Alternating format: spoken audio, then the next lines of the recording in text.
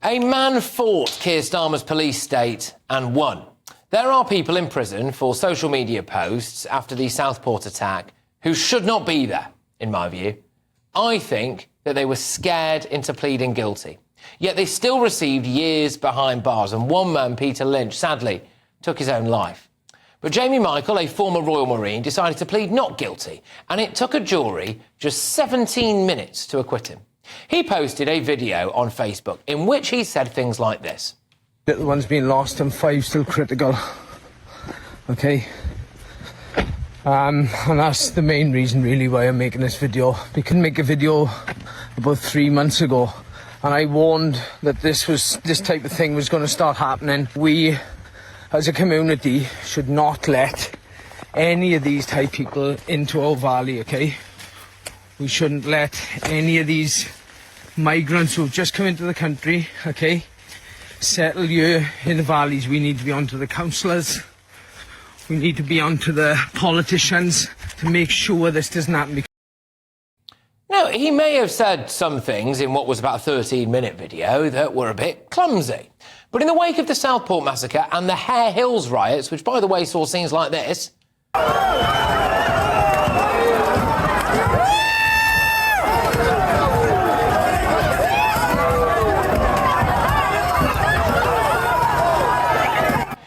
and the reaction to the alleged Manchester Airport incident. We saw you. We know you're in there. Come out. Explain yourself. Why has only one officer been suspended? What about the rest of them? As well as the recent crime league table, which found that foreign nationals are more likely than 3 times, by the way, 3 times more likely, to be arrested for sexual offences as British citizens. I contest that Jamie Michael was saying things that millions of other people say every single day. He was charged with stirring up racial hatred, using a recording under Section 2(1) of the Public Order Act 1986. That is despite him also saying in that video things like this. Getting bats and knives and stuff and doing what they're doing, that's not what I'm talking about. I'm talking about doing things the right way. So he was originally jailed for 17 days before being granted bail. Now, under that kind of pressure, most people would have pleaded guilty to try and lesser their sentence. The government was putting out tweets like this one on social media, weren't they? Think before you post. Terrifying people. That seems to be saying if you post something we don't like, you'll be locked up. Prime Minister Keir Starmer came out and seemed to tell judges exactly what he wanted them to do. And I'm now expecting substantive sentencing before the end of this week. That should send a very powerful message. The Home Office put out a post that seemed to already find people guilty, actually. But Jamie stuck to his guns, didn't he? And a jury of his peers found him not guilty after just 17 minutes. That is because it's a jury of normal people, not a jury of Keir Starmers. Do you know who reported Jamie to the police?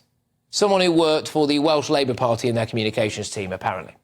So, apparently, of the 6 people who decided to plead not guilty for a variety of offences in the wake of the Southport massacre, only 1 was convicted. Now, doesn't that tell you that if more had pleaded not guilty, then more would probably be free today? But they were under pressure, and that pressure came right from the very top. We should have an urgent review of every single speech-related offence in the wake of Southport, and there should be an inquiry into the role that Keir Starmer may have played in influencing the justice system. Keir Starmer talks about service. I'm not really sure he knows a thing about it. Certainly not compared to a Royal Marine, who was, and still is, willing to die for his country. And to think, he was nearly locked up for just speaking his mind against the kind of mass immigration policies that our Prime Minister has been in favour of for decades. I'm joined now, very gratefully so, by Jamie's barrister, Adam King. Adam, thank you very much for joining us tonight. This is an absolutely astonishing case. Can you believe that it ever actually even went to court?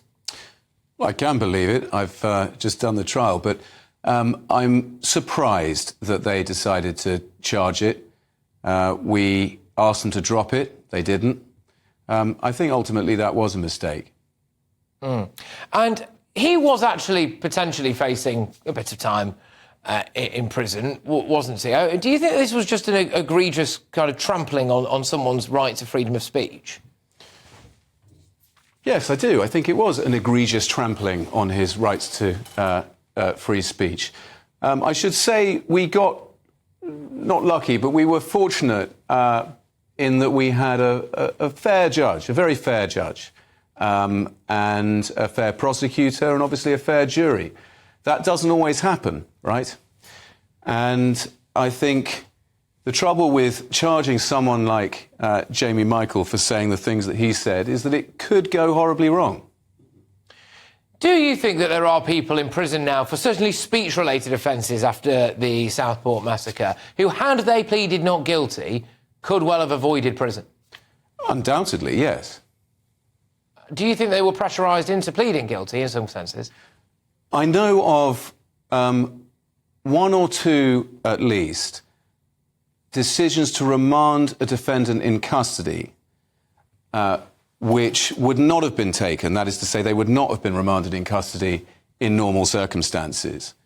And I think that is likely to have weighed very heavily on those defendants when it came to deciding whether or not to plead guilty. Because when you've been taken from your sofa to a police cell, to a court cell, to a prison cell, all in the space of 48 hours for something that you wouldn't have thought was an offence, the feeling that the system is against you and you're not going to win no matter what is likely to be overwhelming. And so you're more likely to take the discount for pleading guilty and take it on the chin rather than try and fight it. Do you think that Keir Starmer has some responsibility for that and some of the rhetoric that he was putting out there, coupled with maybe some of the tweets that I showed earlier from the Home Office? Do you think that he maybe set the tone there for that? I think he probably had a role in setting the tone, yeah. I mean, to be fair to him, as Prime Minister, he's going to have to take a pretty hard line when there's actual rioting taking place. But there are many others involved in the system beneath him who perhaps could have done more to maintain a level of proportionality. Look, I should really finish by asking how Jamie is, really. I mean, he's been through the ringer, to say the least, got the result he was after, but clearly it must have had a massive impact on his life. How is it? He seemed fine to me. He seemed very well. He's a very nice and peaceful man. He was peaceful before, during and after the trial. And I expect he's just looking forward to getting on with his life in the normal way at this point. All right, well, Anna, can I just say a massive thank you for coming into the studio this evening and for talking us through it, giving us your kind of insight, really, into all of it. That is Adam King there, who's Jamie's barrister. I'm going to whiz myself over to my panel now. So we are joined, of course, by former Tory MP Anna Firth. We've also got Lord Bailey and ex-Labour Party advisor Matthew Lars. Well, look, there's a lot to take in there, isn't there?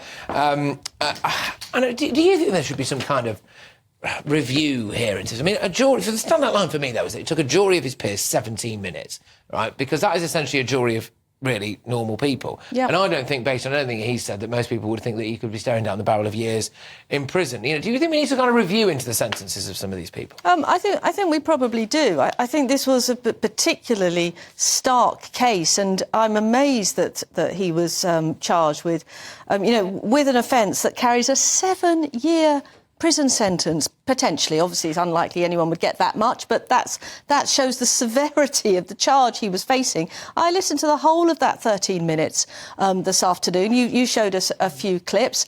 It's absolutely clear that he is very affected by what had gone on, and he's saying that we have got to get together as a community in the right way. We've got to engage with the politicians. I mean, this is freedom of speech. That is a fundamental right in this country, and it's being eroded. And that is very, very dangerous. And I think Keir Starmer has a lot to answer for, because he, in my opinion, listening to him, I remember him saying it in the summer, calling people far right. He absolutely stoked those riots. Just on that idea of stirring up racial hatred. I mean, we didn't have time to play the full 13-minute video there, as I'm sure people can appreciate. I imagine many people watching this have possibly already watched it out of curiosity. He was saying some things about how, he's disagreeing with mass immigration. He was disagreeing with the idea of there being, asylum seekers, specifically in his case in the Welsh valleys. And, to me, that seemed relatively reasonable. I don't think it was stirring up racial hatred. Are you surprised that it got that far, or...?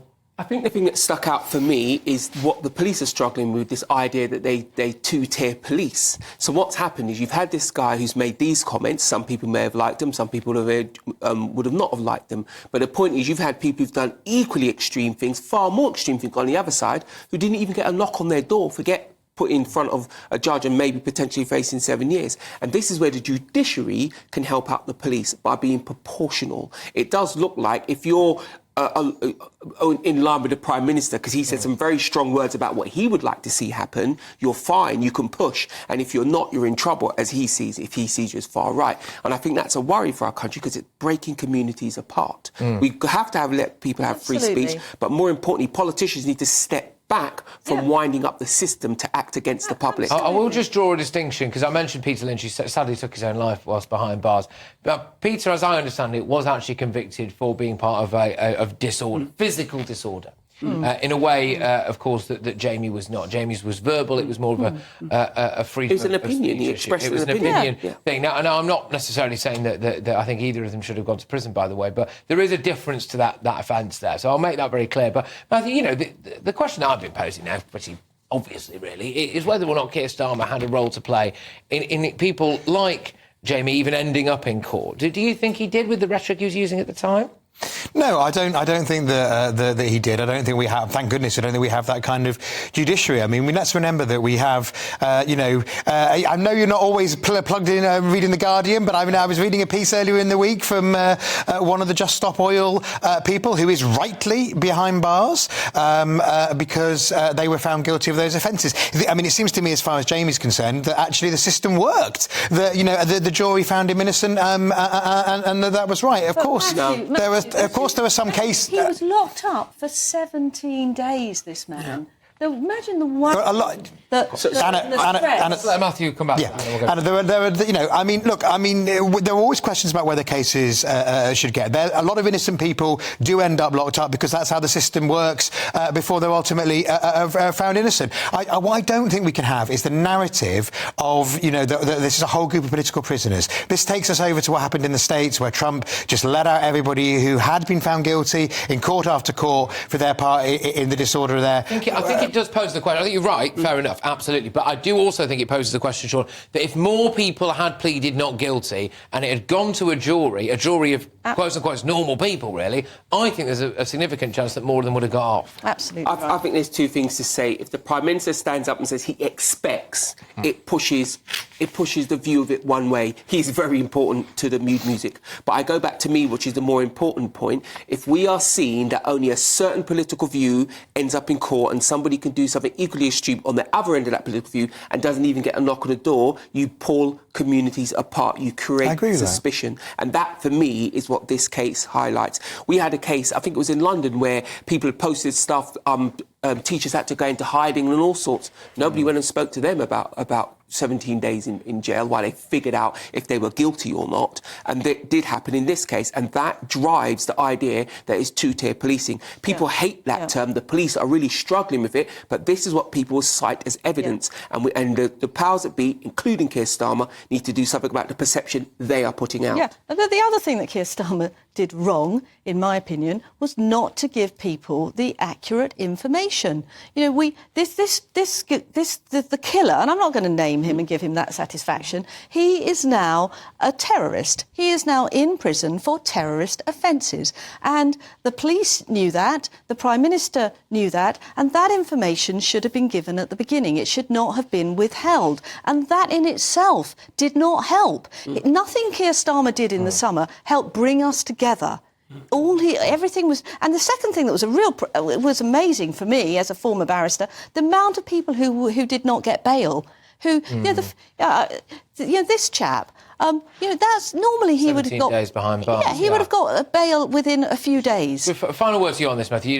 Do you feel as though there's any truth to that? Because, I mean, Keir Starmer presumably will... Well, he does say, doesn't he, that he doesn't want to contempt the court. He doesn't want to contempt the trial. Yeah, look, I mean, I think that what there was initially, if you remember, there was a name who wasn't the person who was subsequently found guilty was being circulated in the very... That was actually, in a sense, the thing that started the social media issue and then caused disquiet. And I think that Keir was trying to make sure that they was trying to with that person who was completely nothing to do with it wasn't involved. Let's remember that people who went to prison, a lot of them were for serious offences. This wasn't just for hurty words. This was for standing outside that Holiday Inn in Rotherham which was about to burn down. Yes, but some of them were a 53-year-old grandmother. But you can still do things wrong if you're 53, Anna. No, but the issue here, hold on.